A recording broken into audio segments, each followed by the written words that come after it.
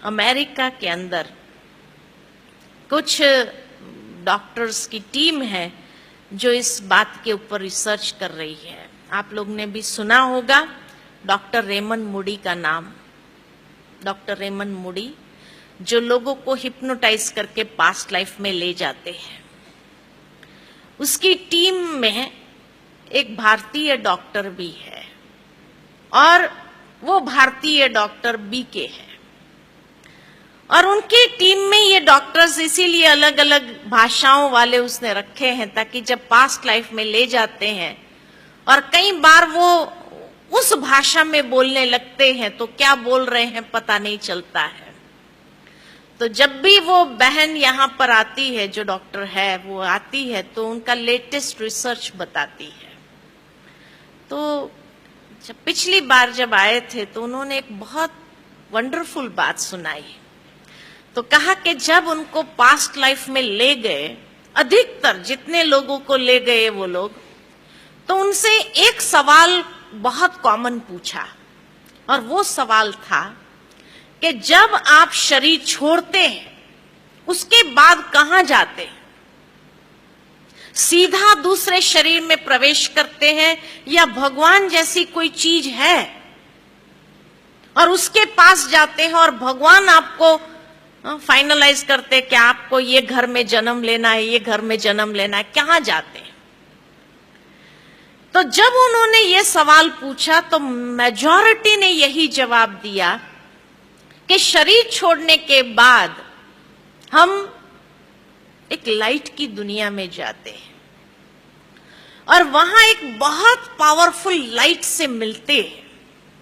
शायद वही भगवान था। का कैसे पता चला आपको कि वही भगवान था?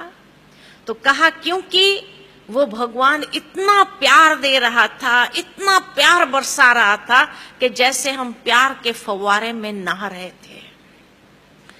इतना प्यार भगवान के सिवाय कोई नहीं कर सकता है, इसीलिए वही भगवान था। बहुत डिवाइन लाइट थी, बहुत पावरफुल लाइट थी। का उसके बाद क्या उसने फाइनलाइज किया कि आपको कहां जाके जन्म लेना? का नहीं, भगवान फाइनलाइज नहीं करता है।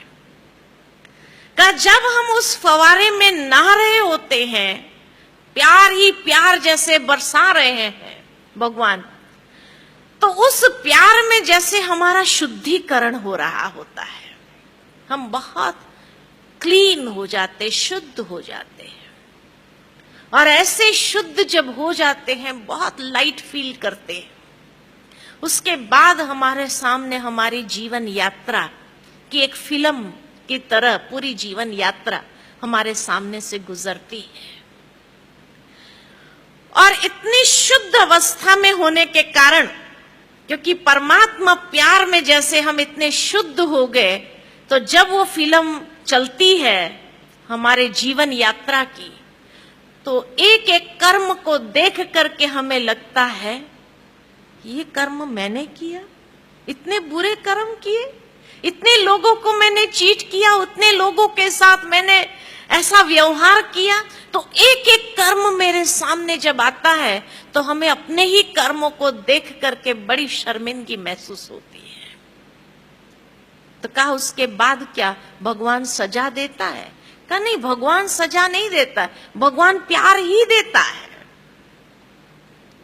तो उसके बाद क्या होता है? तो कहा उसके बाद हमें यह फील होता है कि जो बुरे कर्म मैंने किए, जिसके साथ मैंने बुरे कर्म किए, चीट किया या किसी को भी धोखा दिया या जो भी मैंने बुरा व्यवहार किया, उन सब के साथ का हिसाब किताब मुझे चुकता कर देना है।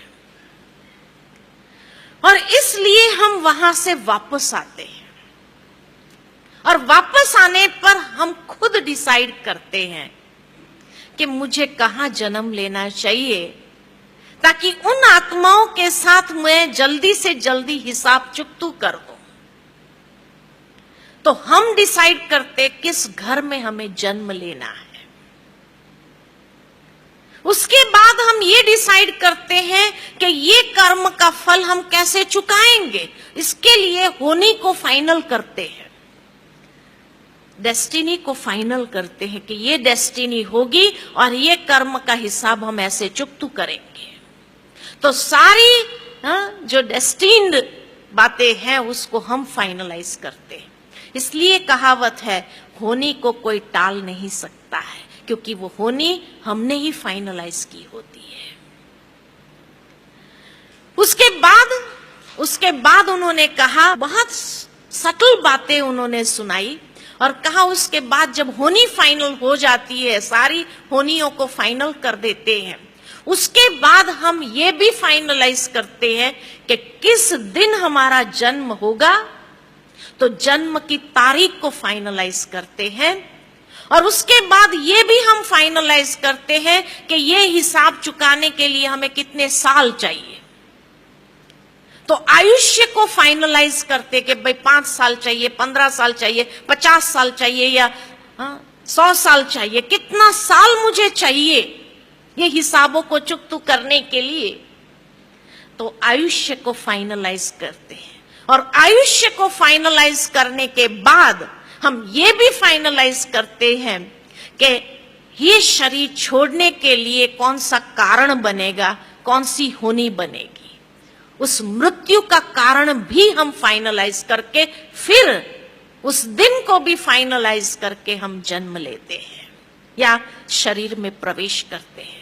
इसीलिए कहा जाता है जन्म और मृत्यु की तारीख को कोई बदल नहीं सकता है। दूसरा ये भी कहा जाता है कि जोड़ियां ऊपर से बन के आती है।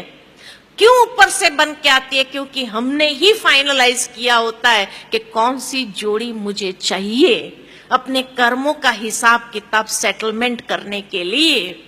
ये हम ही फाइनलाइज करते हैं। का उसके बाद क्या आपको याद रहता है? तो कहा 2 साल तक हमको बहुत अच्छे से याद आता है कि हम किस लिए इस संसार में आए हैं। और उसके बाद जो जो व्यक्ति हमारे सामने आते हैं, हम उसी समय उनको जिसको दुख दिया होता है उनके सामने मुस्कुरा करके उनको सुख देने का प्रयत्न करते हैं। लेकिन जैसे ही हमारी वाचा खुलती है, हमारा मोह क्रिएट होता है परिवार के सदस्यों के साथ, वाचा खुलने के बाद विस्मृति हो जाती है कि हम किस लिए आए। और इसलिए जब होनी होती है, वो होनी को भूल जाते हैं कि ये हमने ही फाइनलाइज किया है। तब ये सवाल आता है कि मेरे साथ ही ऐसा क्यों होता है? भगवान मेरे साथ ऐसा क्यों? भगवान नहीं करता है, हमने खुद ने फाइनलाइज किया है। इतना गुह्य राज स्पष्ट हुआ है ये पास्ट लाइफ रिग्रेशन के माध्यम से।